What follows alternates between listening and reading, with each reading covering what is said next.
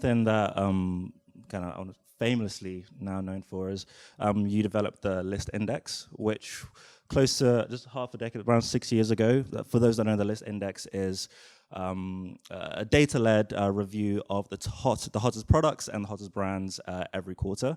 And it's kind of become this like culture phenomenon within, I guess, the business of fashion. You have CMOs, CEOs talking about it, making sure, where do they rank, kind of speak a little bit on that, but then also speak on kind of what inspired that as well. Yeah, it's nuts to see how this evolved over the last 6 years. It's amazing. And yeah, I guess 6 years ago, about 60% of the team at Lyst is data scientists and engineers who, work with the analytics every day, looking at the stats around what people are searching for and shopping for. And I sort of tasked that team 6 years ago to say, can we build a formula that names and ranks the hottest brands in fashion?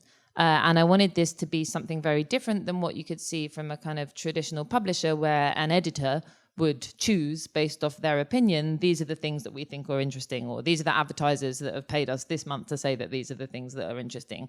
It had to be objectively grounded in something real. And so we sat down to figure out what should that formula include?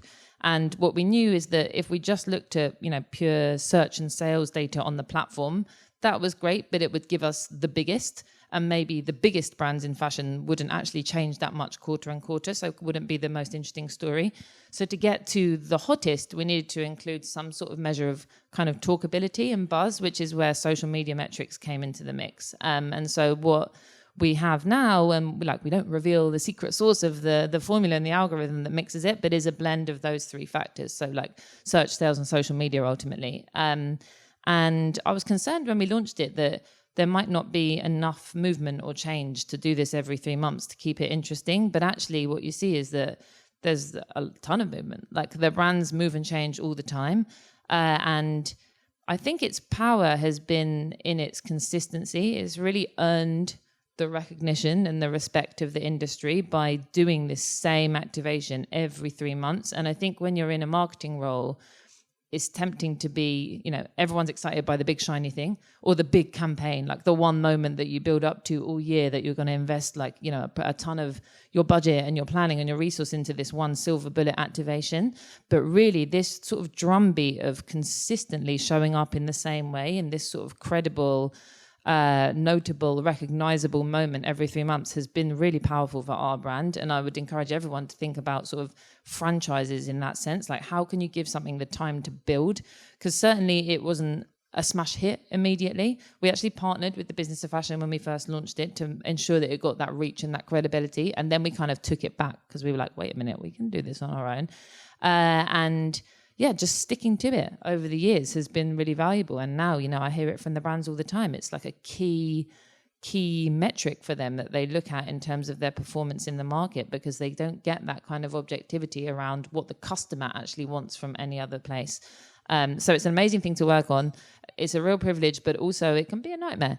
I'm the person that gets the calls from the marketing teams when the brand has moved down 3 spaces saying why I've got my company earnings call tomorrow, but I'm also the person that is approached when people want to put it in their board packs to investors, and when they're validating which creative director to go on. And it's amazing to see it referenced in the business press to the TikToks, right? The broad sweep of people who see it as this definitive resource and engage with it and add their opinions to it has really helped it fly. And so it's an amazing, powerful brand asset for us at Lyst.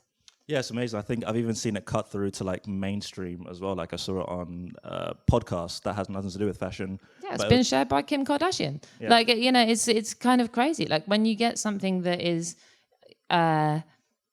you lose control of it slightly in a good way. And then I think that's how you know that something's really taking off, where, we can go back to the team and be the creative directors are sharing it on their own accounts, as well as the brands posting it on their LinkedIn through their corporate comms teams, as well as the customers who are deciding whether to buy the bag, like, pointing to the fact that it's been referenced there as like the reason that they got it. And it has a really interesting impact, not just on the sort of press and media space, but on the products that are listed themselves. Because the products that are included as the hottest products are already quite big, but then if it's ventured again, you get this sort of sustaining pattern of like the spike again of people wanting that because it's been called out. So it's it's just a really interesting campaign to work on every 3 months. I mean, going on to kind of when you build this is based off of data. Is there kind of like any emerging spaces that you feel like can have the same impact now? I'm thinking around AI or anything like that. Anything that can, not to remake the Lyst Index, but something that you can leverage again to really connect that unusual kind of aspects and then combine it with fashion. Yeah, I mean, I think like we think about the transformative power of AI for our business all the time at the moment, right? Like I said, I work with a ton of data scientists and engineers, and we were quite early adopters of this technology. Like when you work at the scale that we do, 200 million shoppers, 17,000 brands, like you have to use machine learning to automate some of those processes and to look at things at scale. And, we were like early in the game of building our own large language programs and like looking at kind of, the best ways to use that technology for efficiencies within the product. But increasingly, I think customer, like understanding of the customer and taste through data is becoming something that is just getting more and more fascinating to dive into, because, fashion is so nuanced. It's so subjective. It's really hard. Like if you've ever seen one of those, demographic or archetype slides from a retailer where they go like, Katy is 20 to 30 and she lives in New York and she spends $200 to $300, and you're like, this is not a real person. They might be this person now, but they're not going to be that person in 3 months' time. I see it a little bit like horoscopes where you used to have like your 12 horoscopes and you read your little paragraph and you were one of those people. And then as people got more and more into that space, are there any horoscope people in the room? People like horoscopes? Yeah.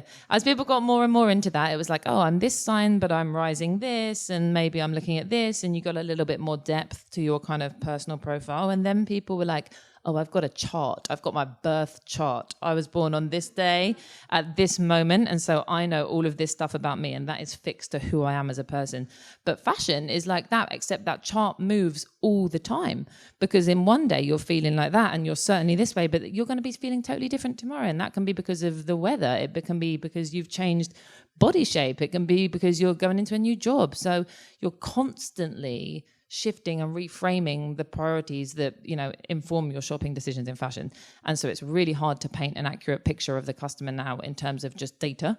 And so looking more and more at the different signals together is giving us a better, clearer, more accurate understanding of how to predict the needs and wants of that shopper. And so I think when it comes to like how do we make features and products out of that, the Lyst Index is fantastic, but it's one sort of subset. It talks to the luxury brands, really.